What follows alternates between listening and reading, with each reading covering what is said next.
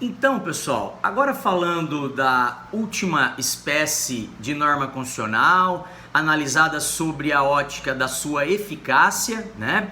Ainda de acordo com a classificação do José Afonso da Silva, falamos daquela tipo de norma dentro daquela divisão tricotômica, né, que o autor faz. Falamos da norma de eficácia plena, uma norma que surte efeitos de imediato e de maneira plena, não comportando nenhum tipo de regulamentação, tá? Não havendo ali a necessidade de regulamentação por normas infraconstitucionais, tá? Falamos da norma de eficácia contida, aquela norma que também, desde a edição da Constituição, desde a sua previsão na Constituição, também já surte efeito de imediato, também já está apta a produzir os seus efeitos, né? Porém, esta norma admite regulamentação por uma norma infraconstitucional. E uma vez havendo a edição da norma infraconstitucional, uma vez essa norma da Constituição sendo regulamentada, portanto, a eficácia da norma constitucional passa a estar contida na norma infraconstitucional, ok?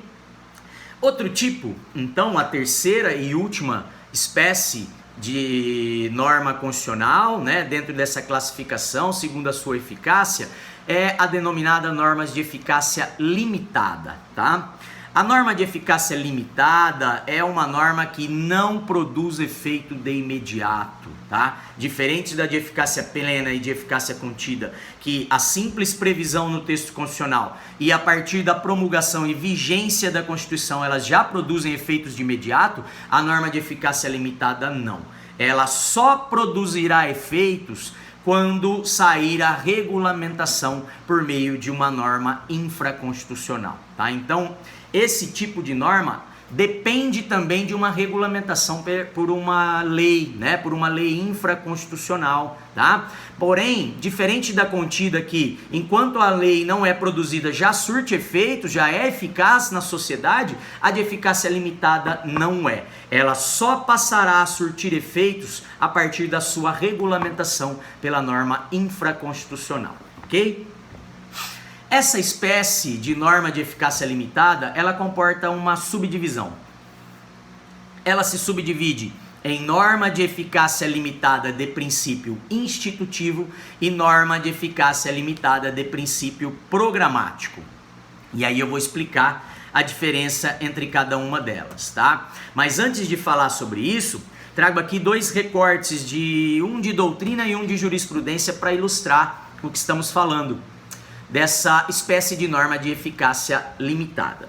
Diz assim o nosso ministro Barroso: as normas de eficácia limitada são as que não receberam do Constituinte uma normatividade suficiente para sua aplicação, ou seja, para aplicação imediata, o qual deixou ao legislador ordinário, ou seja, o legislador infraconstitucional, a tarefa de completar a regulamentação das matérias nelas traçadas. Matérias traçadas em princípio ou esquema, considerando aí as duas espécies, de princípio institutivo ou de princípio programático, tá? José Afonso da Silva apresenta como exemplo de normas de eficácia limitada o artigo 32, parágrafo 4º da Constituição. Então vamos ao 32, parágrafo 4º. E o 32, parágrafo 4º trata do Distrito Federal, tá? Desculpa, o artigo 32 trata do Distrito Federal. O parágrafo 4º diz assim: lei federal disporá sobre a utilização pelo governo do Distrito Federal das polícias civil e militar e do Corpo de Bombeiros Militar. Ou seja, uma norma de eficácia limitada, porque é a lei federal que disporá sobre a possibilidade do Distrito Federal se utilizar das polícias civis e militar, bem como do Corpo de Bombeiros do Estado, né? Ou seja, Distrito Federal, eles têm também polícia militar, polícia civil, Corpo de Bombeiros, né? Porém, isso vem regulamentado numa norma infraconstitucional. Tá? Então, a possibilidade de usar, do Distrito Federal usar, né, de utilizar dessas polícias estaduais ligadas aos estados, a Constituição prevê, porém ela diz que a lei federal disporá sobre isso. Então só quando a lei federal for editada é que o governo do Distrito Federal foi editado, é quando o Distrito Federal, o governo do Distrito Federal pôde fazer uso das polícias e do bombeiro e do Corpo de Bombeiros estadual, ok? Diz ainda o Barroso que o José Afonso da Silva cita outro exemplo, o artigo 146 da Constituição. O 146 da Constituição está lá na parte que trata do nosso sistema tributário nacional, tá? Trata das questões tributárias. E diz assim, ó, cabe a lei complementar, ou seja, já deixa claro a necessidade da edição de uma lei regulamentadora, tá? Cabe a lei complementar dispor sobre normas gerais em matéria de legislação tributária, especialmente sobre definição de tributos e suas espécies, sobre obrigação, lançamento, crédito, prescrição e decadência de tributos, né?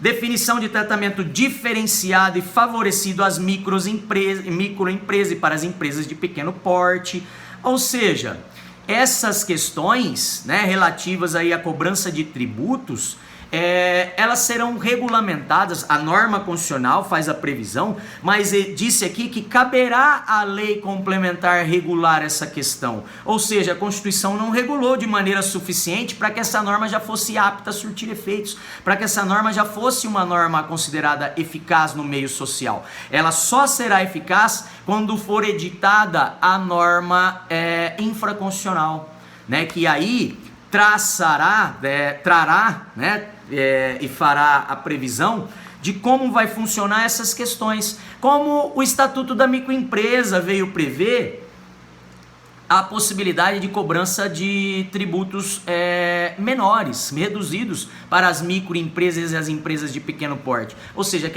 aquelas empresas que têm um faturamento reduzido, um faturamento menor. Então, é a lei complementar que veio regular isso. Antes da lei complementar criar o favorecimento às micro e pequenas empresas, elas não gozavam desse direito, né? Porque a norma constitucional era de eficácia limitada. Dependia da regulamentação para que esse dispositivo constitucional passasse a ser eficaz. Eficaz no que sentido? No sentido de garantir um tratamento especial, por exemplo, às microempresas e às empresas de pequeno porte, ok? Então, tem alguns exemplos trazidos pela doutrina. Já num julgado que a gente colacionou para vocês no slide subsequente, diz assim, professor estrangeiro, contratação, ou seja, tratam de um caso concreto de contratação de professor estrangeiro, né? Pretensão de acesso ao regime jurídico único, vedação por força do artigo 37, inciso 1 da Constituição Federal. Emenda Constitucional 19 de 88, que acrescentou os parágrafos 1º e 2º ao artigo 207 da Constituição da República. Eficácia limitada, porque dependentes de normatividade ulterior. O que diz aqui? Bom, vamos fazer análise então do 207, né, que trata da questão do ingresso no sistema de educação do Estado, no regime educacional do Estado, de contratação de estrangeiros, tá? Diz aqui então o 207.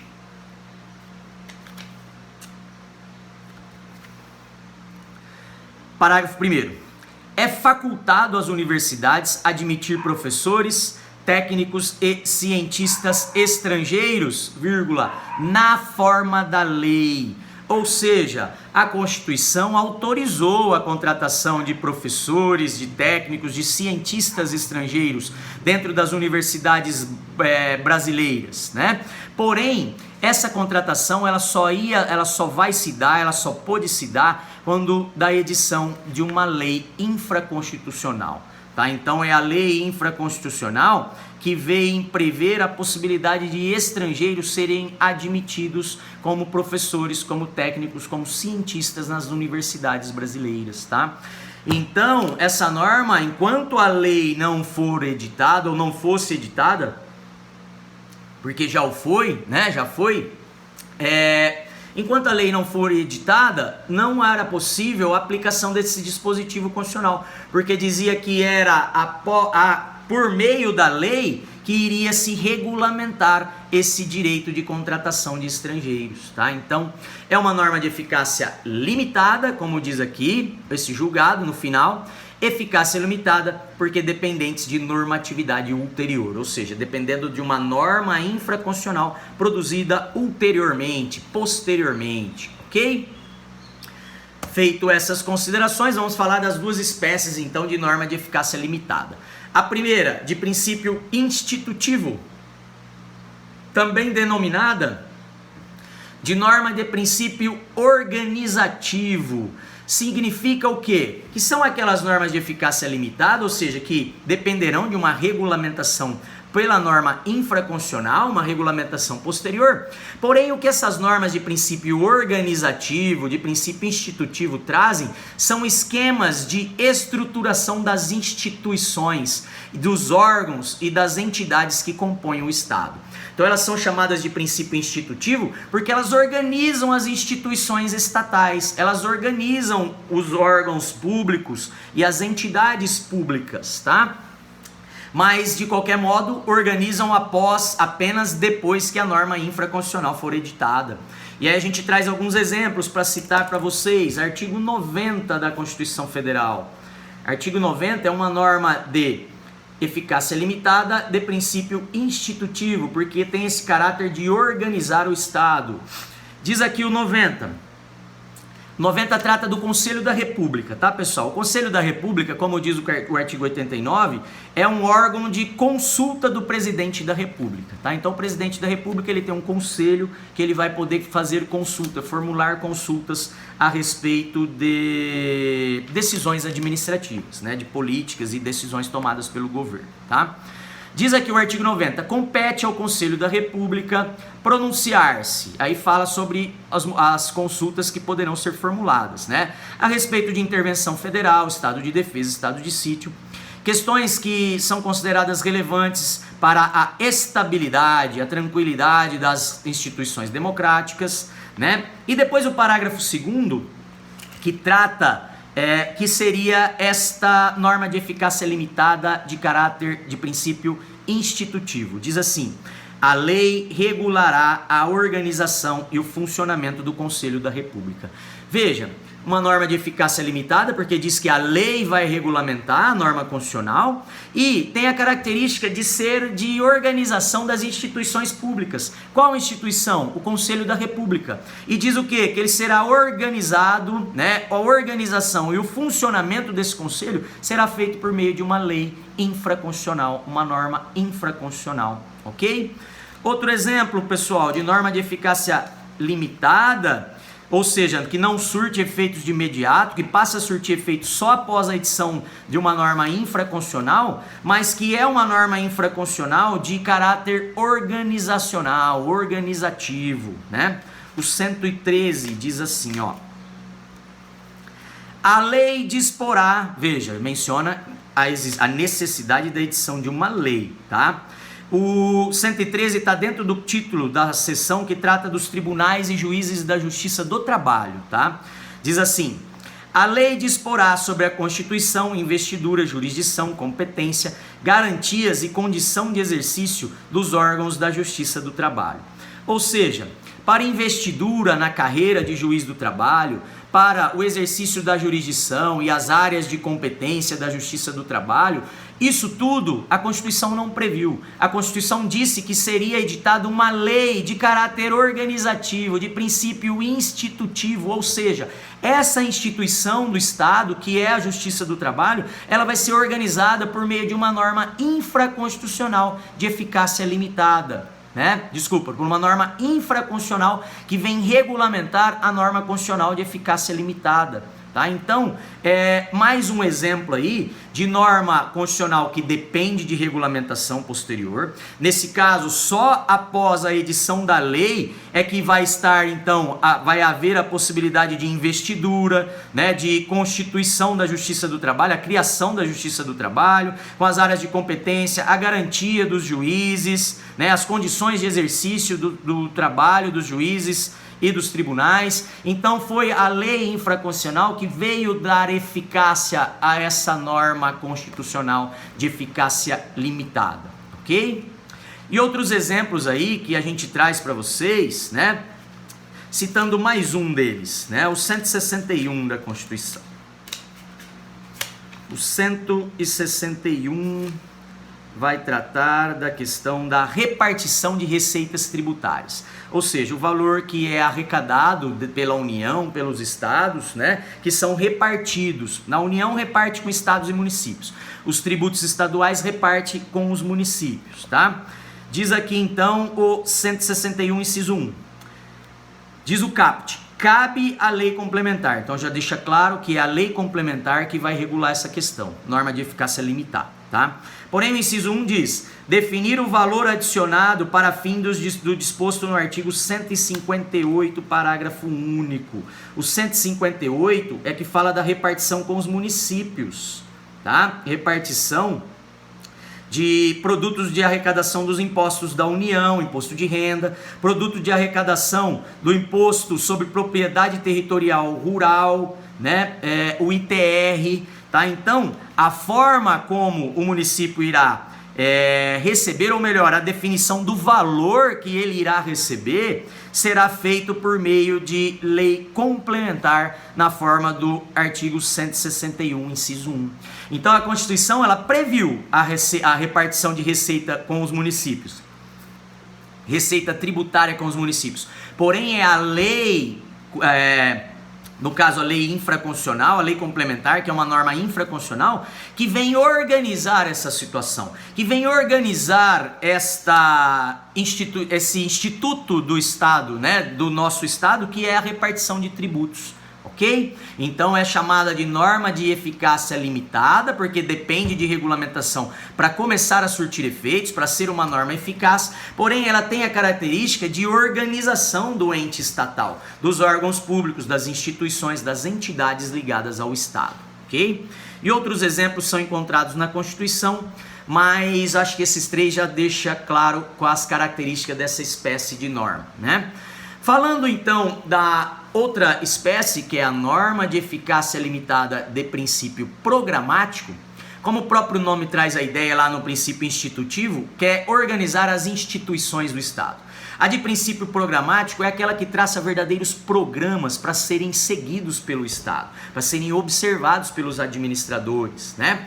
Então as normas de eficácia limitada de princípio programático é aquela que depende de regulamentação para começar a surtir efeitos, para começar a ser eficaz, mas são aquelas normas que o Constituinte, em vez de regular de maneira imediata todos os interesses que ele pretendia regular, ele limitou-se apenas a traçar princípios para que esses sejam observados pelos órgãos do Estado como verdadeiros programas a serem realizados. Programas que visam ali a realização de verdadeiros fins sociais do Estado.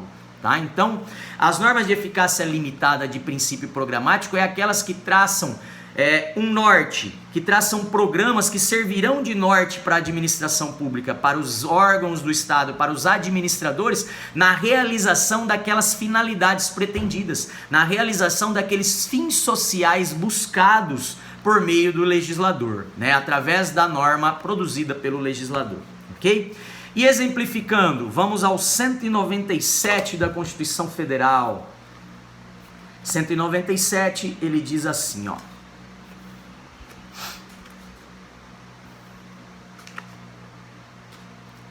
Tá lá no capítulo que trata do direito à saúde, né? E fala assim, ó: são de relevância pública as ações e serviços de saúde, cabendo ao poder público dispor, vírgula, nos termos da lei, ou seja, deixa claro que não é uma norma de eficácia plena, porque depende de regulamentação, tá? Então a relevância dessas ações e serviços de saúde serão regulamentadas por lei, sobre sua regulamentação, fiscalização e controle, devendo a execução ser feita diretamente ou através de terceiros e também por pessoa física ou jurídica de direito privado.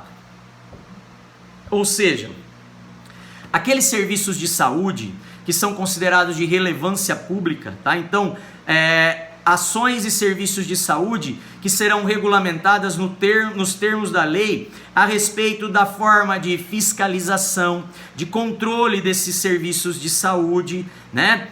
Bem como execução feita diretamente pelo Estado ou através de terceiros, pessoas físicas ou pessoas jurídicas, que esse serviço de saúde será prestado.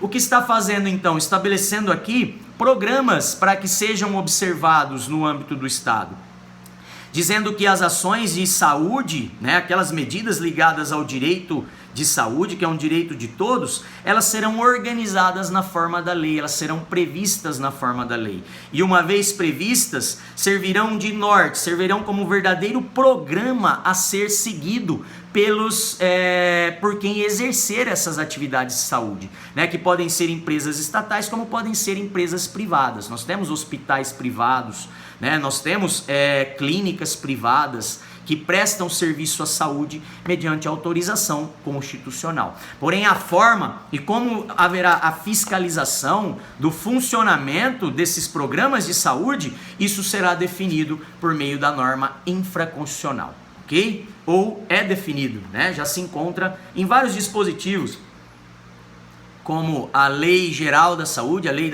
de Assistência à Saúde, e outras normas aí, a Lei Orgânica da Saúde, né? Nós temos vários diplomas normativos infraconstitucionais que vêm regular essa questão desses programas de concessão do direito fundamental à saúde, tá? Então ela é de princípio programático porque traça verdadeiros programas quando prevê o modo de funcionamento, a forma de fiscalização, né, como deve atuar, sejam as empresas públicas ou privadas no âmbito da concessão do direito à saúde, tá?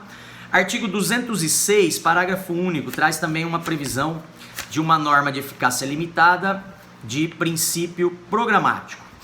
O 206 fala do direito à educação e fala: o ensino será ministrado com base nos seguintes princípios. E aí traça lá: princípio de igualdade de condição de acesso, liberdade de aprender, pluralismo de ideias, gratuidade do ensino público, né? Valorização dos profissionais de educação, gestão democrática, e traz lá todos os princípios que orientam o ensino ministrado no âmbito do Estado brasileiro, tá?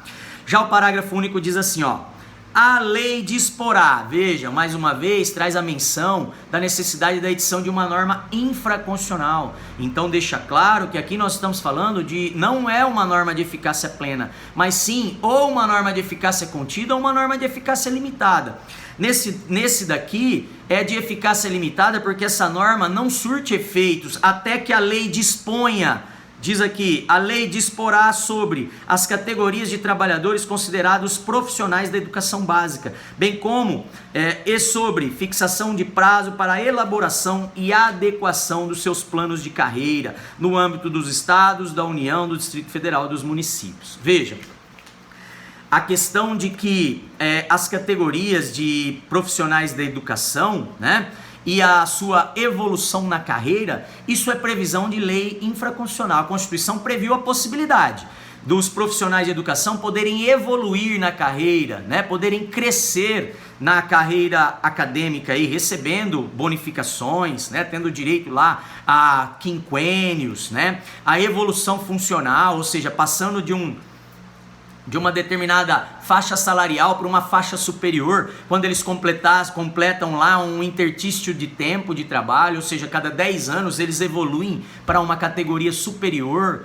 né? Então, diz aqui que a Constituição autoriza a concessão desse direito, a criação de um programa desse, para que haja a evolução funcional dos professores dentro da carreira, né? Dentro da carreira profissional deles. Porém, diz que essa evolução só se dará quando a lei dispor, né? Porque diz aqui o parágrafo único: a lei disporá sobre a categoria de trabalhadores considerados profissionais da educação e a questão das evoluções funcionais. Então, eles só terão direito a essa evolução, só passam a ter direito quando a União, os estados, os municípios e o Distrito Federal criam os chamados planos de carreira, para que eles possam fazer uma evolução funcional profissional na carreira, para que eles possam crescer dentro da carreira de professor e almejar aí, né, se aposentar como já numa categoria superior, diferente daqueles que estão ingressando ainda no serviço público, que estão começando na carreira de professores, ok? Então é um outro exemplo aí de norma de eficácia limitada de caráter ou de princípio programático, porque traça aí, após a edição da lei, um verdadeiro programa para que seja observado pelas autoridades do Estado. E o último exemplo que a gente menciona para vocês, existem outras normas desse tipo na Constituição, né? Mas o 215, parágrafo 3º, que fala do direito à cultura, tá? E diz assim, ó: a lei estabelecerá o Plano Nacional de Cultura de duração plurianual, quer dizer, duração de mais de um ano, visando o desenvolvimento cultural do país e a integração das ações do poder público que conduzem a: inciso 1, defesa e valorização do patrimônio cultural brasileiro. Produção, inciso 2, produção, promoção, difusão de bens culturais. E aí vai dizendo lá nos demais incisos quais são as ações que poderão ser tomadas no âmbito do Estado para exercício do direito à cultura, tá?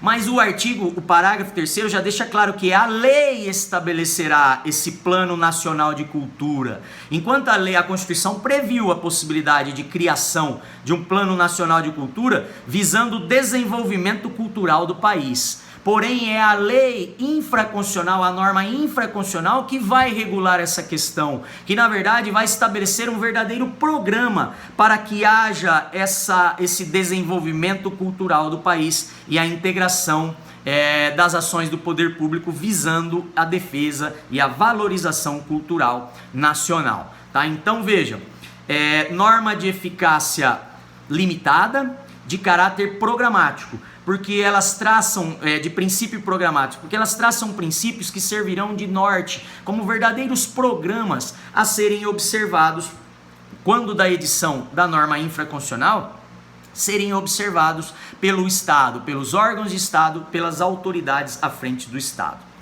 Beleza? Então aqui, pessoal, a gente encerra a análise das questões relativas aí à teoria do direito constitucional. Volto no próximo vídeo já para começarmos a falar da Constituição, do texto da Constituição, né? Ou melhor, antes de falarmos do preâmbulo, ainda vamos fazer uma diferenciação entre princípios e regras, tá? Mas já ligado à questão do texto constitucional. Obrigado por enquanto e um grande abraço.